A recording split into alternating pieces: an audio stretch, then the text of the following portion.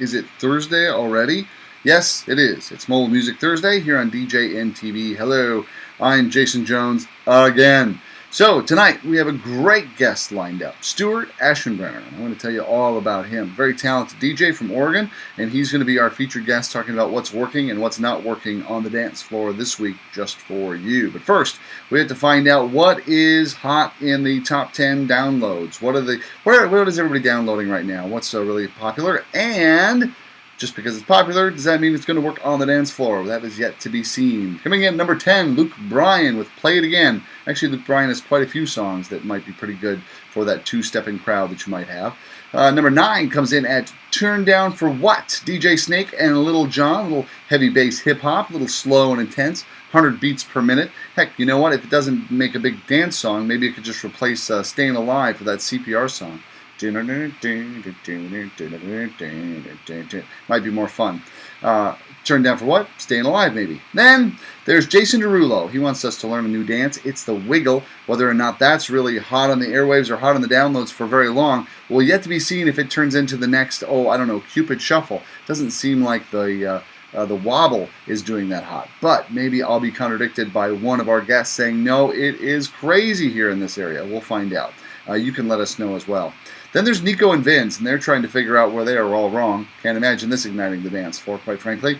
There's All of Me, by John Legend. This is the slow dance. This is my new language. Do you like it so far? This is the slow dance song of the summer. Yes, I declare it until I'm wrong. And then there's Miranda Lambert and Carrie Underwood with this big song called Something Bad. I mean, who knew that country rap would be so big? But they're doing it. The Bellamy Brothers did it ages ago, and they had a hit, so why not those two? A couple of songs from the TV show The Voice, and they'll be gone tomorrow, so really no point in talking about them anymore. Ariana Grande is still the number one download with Problems. Not so hot in proms this year, according to Jeremy Landy, who we interviewed last week. But maybe this might be the girl dance song of the wedding's summer this summer. We'll have to see. Either way, as long as she doesn't talk like she does on Sam and Cat, I'll be fine with it. Thank goodness my son doesn't like that show. But the question is, where is Iggy Azaleas with Fancy? And how hot is Fancy anyway as far as bump and grind and groove on the floor? We'll find out. Maybe our guest will clue us in and let us know. That is Stuart Ashenbrenner. He is a mobile DJ from Corvallis, Oregon.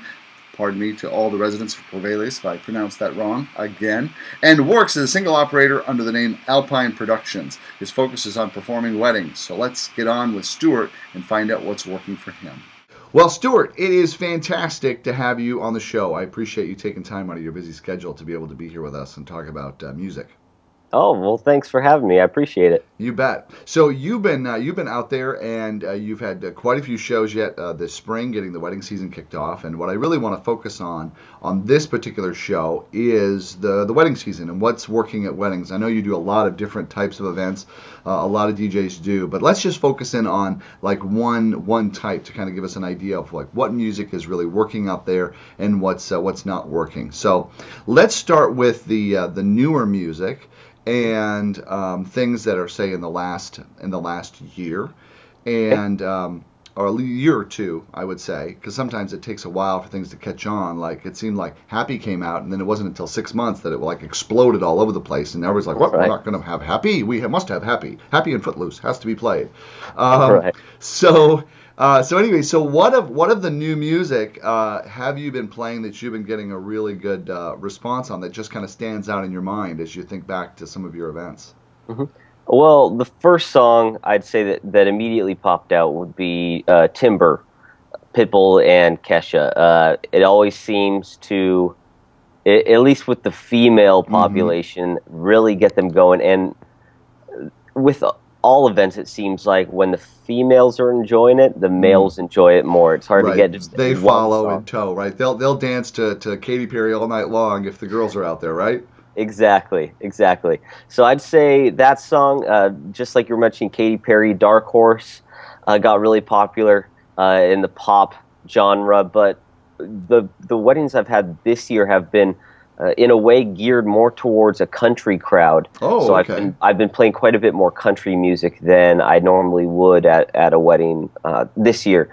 Sure. So songs by Luke Bryan, That's My Kind of Night, which Mm-hmm. was on the same CD as that Country Girl song, but didn't catch on until I'd say 3-4 months after the CD came out, like a lot of songs do. Once people start listening to the entire CD and not just the Sure. single, Mm-hmm. they find their song. So I'd say that was a song that I wasn't really expecting to be popular in the wedding community, just because it's not as much of a wedding song as you'd think, as Sure. pop music of that genre. But Mm-hmm. that song has really caught on, and has been really great for the country community that I've been working amongst so far this year. So that's been getting them going at multiple events, not just a one-off or that sort of thing. Right, and it's one of those songs that more than just the country community seems to know about. It's one of those songs that seems to cross genres in a way. Luke Bryan is one of those artists that isn't just, he's like Taylor Swift in the sense that Yeah. she started out as a country artist, quote Mm-hmm. unquote, but has really kind of morphed into more of a top 40 artist. Yeah, really kind And of crossed over. yeah, and although he's sticking to that primarily country vibe, Mm-hmm. I believe that his music has crossed into that pop genre, that top 40 feel. And besides those two songs, it seems like whatever songs have come out in the last 2 months are always really popular at weddings because they're fresh. They're not. The song hasn't run its course on people. Mm-hmm. It seems like the more you hear a song on the radio, the more tired you get of it, just because Sure. of the repeating of a song. So, really popular songs, the newest stuff, seems to always be a hit. The kind of bleeding edge newest songs, you mean? Right, right. Well, like, and I guess that like the song, like, I know that you said you've been doing a lot of like being more on the heavy on the countryside, but like probably one of the newest songs that has been trending in top downloads. It's been in the top 10 for weeks and weeks and weeks and weeks. That's been kind of like red hot new would been Dark Horse, which has a lot of. I mean, it does have kind of a bump and grind kind of groove to it, but then it drops out a lot of times where you lose the rhythm kind of thing. So are you finding that it's working playing it all the way through, or are you just playing the groove section, or how are they responding to the different parts? Or don't they care? Do they just like the whole thing? It really depends on what time of night it is. Okay. Early on, I'd play more of just the groove.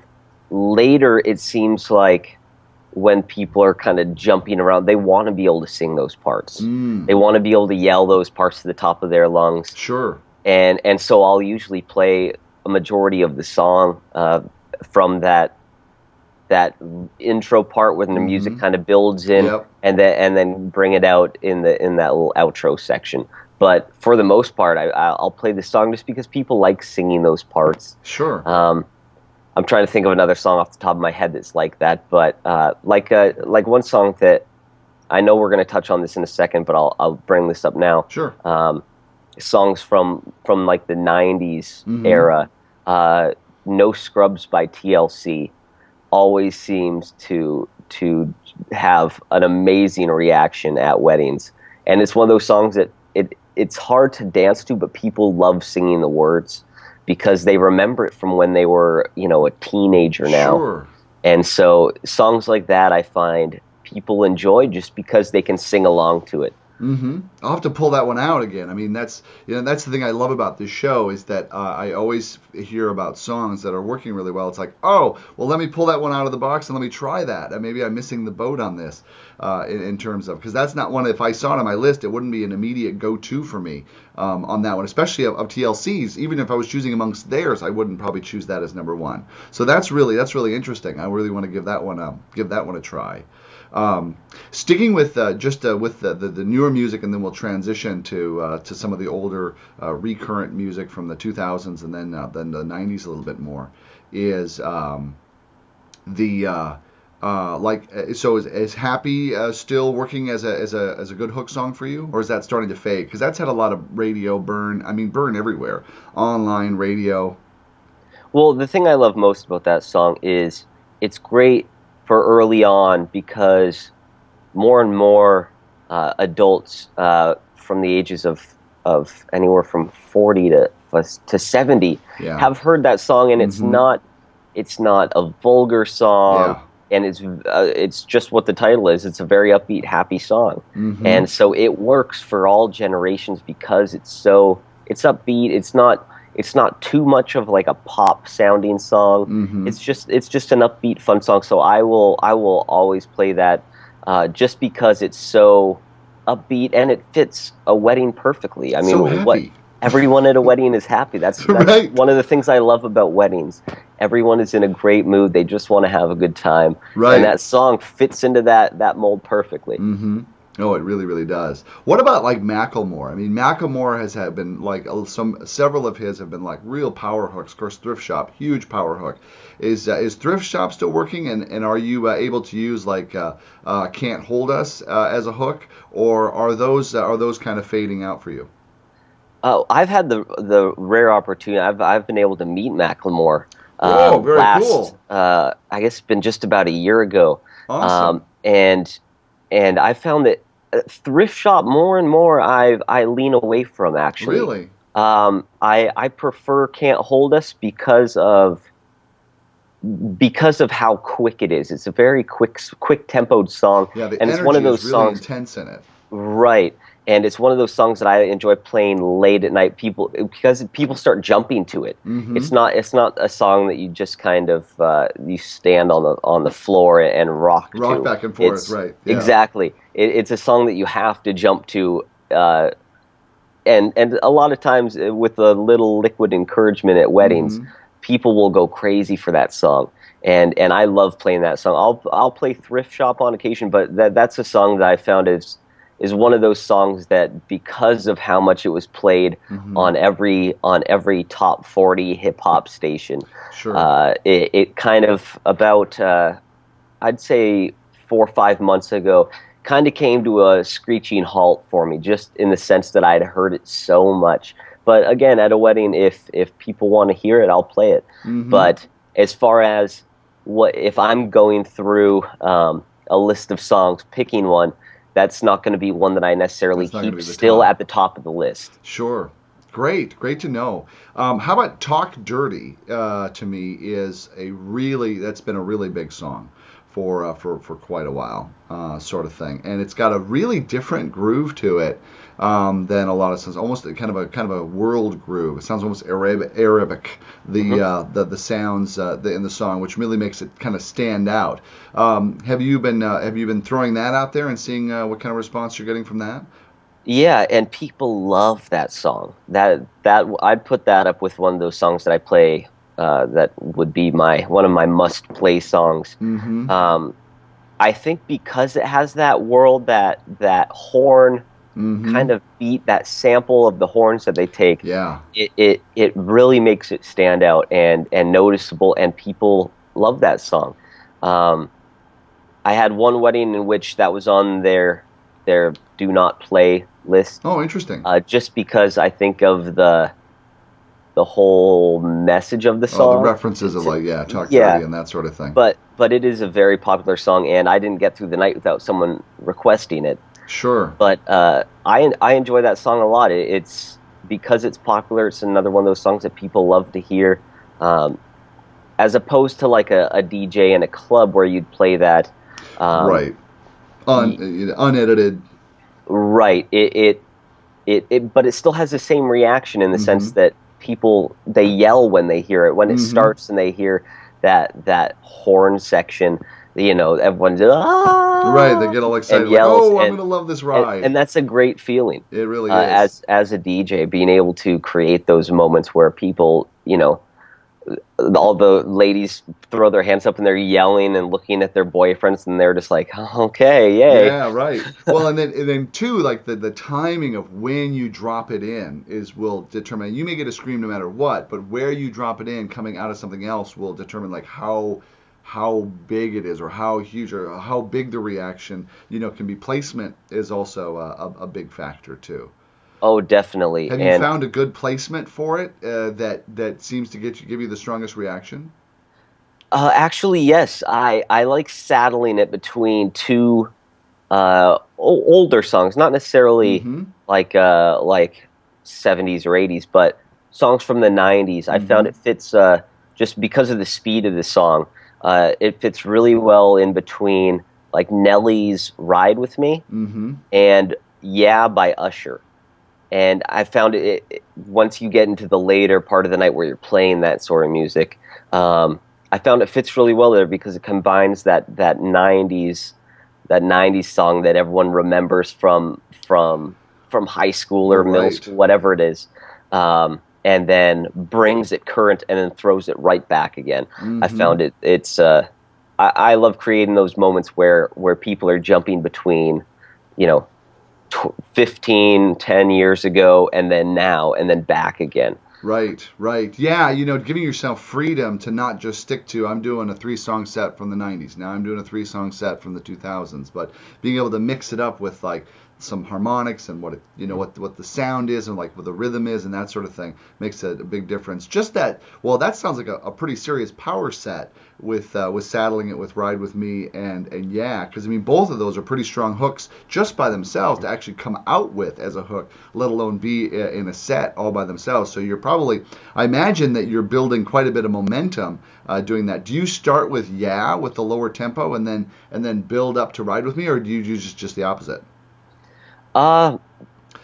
It depends. A lot of times I'll go with the opposite, just because I like going from the Talk Dirty song into "Yeah," because there is such, like you said, it's just I like to use that in a power set and really just build and build and build to there until when you get so much that everyone is just jumping and out of control in that sense. Yeah, exactly. So usually I'll go the other direction with that. Well, yeah, and when the ultimate goal is to reach them, I know that one of my tendencies that I have tried to years, I've been doing this 24 years, I'm still trying to break myself from, is to just feel free to burn the hook songs. Burn the songs that I know work. Just burn them. Because if I can get them so they're into it, they're having fun, and they don't care, they're just rolling with whatever I put out, then I can put out like what I would call like B hit songs, and they're going to dance and have a great time to it and not think about, oh, I wonder what else he could play, or I wonder what I want to listen to. They're just kind of rolling with it if I can get that, you get that going. And I think that power sets like that one that you have, it's a really good way to kind of just build that, like, we love where he's going, we're just going to go with him. They kind of surrender to you as an audience, where they're just going to ride the wave you're putting out. Oh, very much so. And with those like secondary songs, when you're coming from having those hits that are crushing, and then you go into one of those songs, they keep that momentum going just because they know something's about to come, or they're still so wrapped up in that feeling that they don't even care that it's one of those songs from your second list, your B list. Right. They love it regardless of what it's going to be, and that's the point of getting them to love every single song, regardless of if it's a song that was a #1 hit or if it wasn't even in the top 50. Yeah, getting them in the zone. Getting in the zone. I used to joke that if I can get them in the zone enough, I can play Disco Duck and they'll scream for it. So, and sometimes it happens. So tell me about, are there any new songs that you have thrown out that you thought would work, you thought people would dig on, that but it surprised you that it kind of fell a little flat? I'd say the songs that have stuck out the most, they usually come as requests. Not necessarily songs that I throw into a set, because when constructing my set for a wedding, I really try to put myself at the wedding. Sure. And being wedding DJs, we don't get to attend a ton of weddings, right? As guests, more so as a vendor. Yeah, always a DJ, never a bride. Right. That's true. So I really try to get myself in that zone.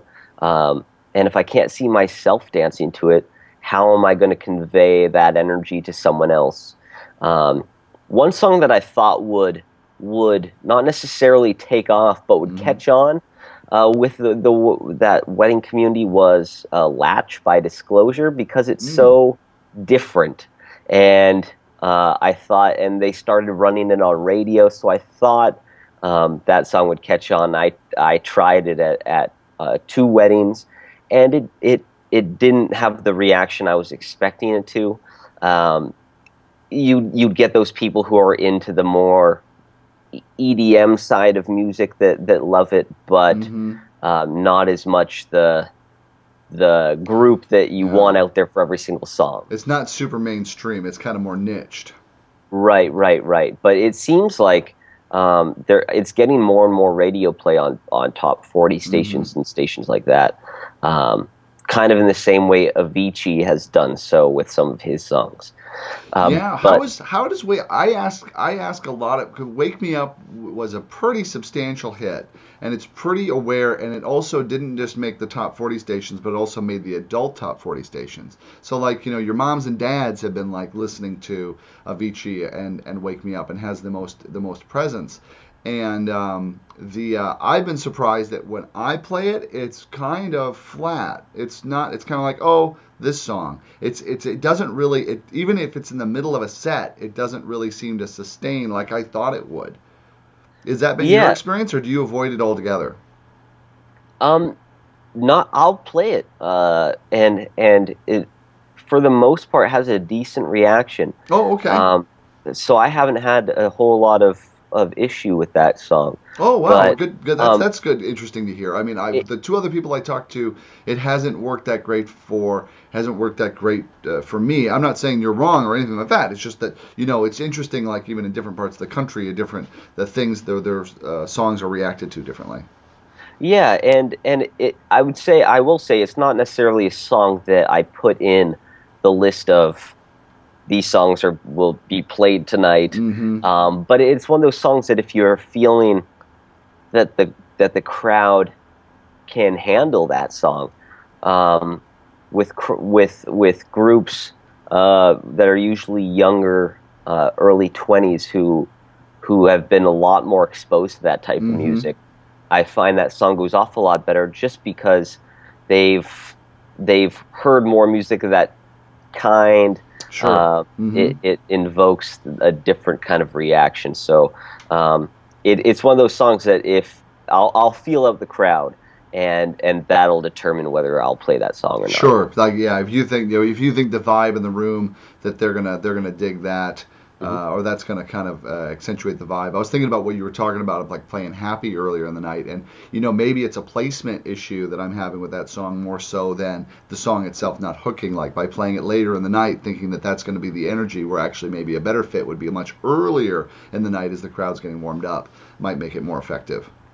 Well, and what I've done with Happy is normally grouped it with songs with more of like the rock era, like the 80s songs. The 80s rock, like the Def Leppard and Poison and that? Yeah, and even some of the 70s stuff, just because it's different enough, but it's noticeable enough. People know that song.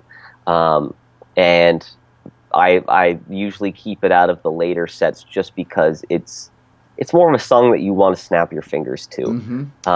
And so that's why I'll usually throw it in with the earlier stuff, because, earlier in the night you have more of the older generation out on the floor, even, the grandparents and people like that who come out.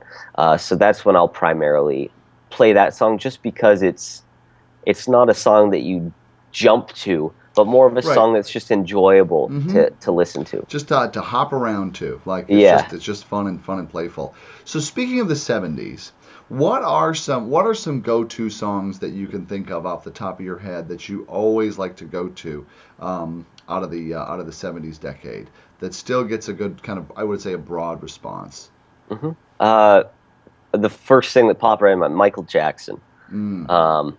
Michael Jackson songs. Young Michael Jackson, like the ABC and right, and those always seem to crush. It I don't know why. I think it's just because of how monumental he was. Oh yeah, but danceable too. We should have a slogan: "When in doubt, play Michael Jackson." Yeah, not working, play Michael Jackson. Well, and that's really, I mean, it seems like you can just throw Michael Jackson songs in, and people love it just because of how much they listen to his music, and how great he was as an artist. Yeah. So that's definitely the first song that, right when you said 70s, that was the artist that popped right Sure, in and my head. there's three generations. There's more than like three or four generations that are aware of Michael Jackson and have an affinity and like Michael Jackson, like even more than the Beatles. I've noticed with playing the Beatles, I get kind of like, oh yeah, the Beatles, yeah, they're fun, you know. But it's not like, you know, you play Michael Jackson, who falls in that oldies category with those early songs, and it's like, oh, Michael Jackson, ABC, right on, let's go. Yeah, oh, definitely, and even you get the youngest generation, the the 8 and 9 year olds, 10 year olds who love those songs, even if they haven't heard much Michael Jackson. It's you can hear that his voice in like ABC, Mm-hmm. just and it's catchy, and it makes the little kids hop around. It's like a "Call Me Maybe" kind of thing, Right. I guess. Right. Although completely different, but in that sense that that the youngest generation still love it, Right. and doesn't matter when it's played or why it's played. Yeah. They just enjoy hearing it and hopping around to it, and that's always one of the most fun things to watch is the youngest kids under 10 Right. running around and Mm-hmm. hopping up the stairs or whatever to Certainly. songs and things like Yep. that. Just jumping around to it. Oh, that Call Me Maybe. That Call Me Maybe has moved to my request only list. It's like that song, great set, but I will play it if it's requested, it goes. It's kind of a that one. Thank goodness that seemed to kind of burn out to a certain extent. Yeah, it burned for a long, long time. Yeah. It's the same as mine. It has moved to my. I'll play it if someone asks for it, but Right. other than that, don't expect to hear it. Right, it's not just going to be putting the like this was a big hit. Why don't we play this sort of thing? Right. So how about just a couple more songs that you might that you might just think of that would be this would be a good go-to song from that 70s era, which is kind of the way back era, because you got parents and grandparents that are kind of coming up from the 70s era now. Um. Let's see. Stuff like Queen. Um. Some of their stuff. I mean, like Bohemian Rhapsody, or like Crazy Little Thing Called Love, or Bicycle Ride, all the above. Because the Bicycle Ride is like a fun sing along song. Wayne's World made a huge resurgence of Bohemian Rhapsody. Um, I would say like a crazy little thing called Love. I find is one of those early in the night songs that's great. Yeah, it's Um, another feel good song. You can kind of roll with it. exactly. And so I'd say that's more of the go-to I would choose out of those three. Although all three are great and people hmm know them.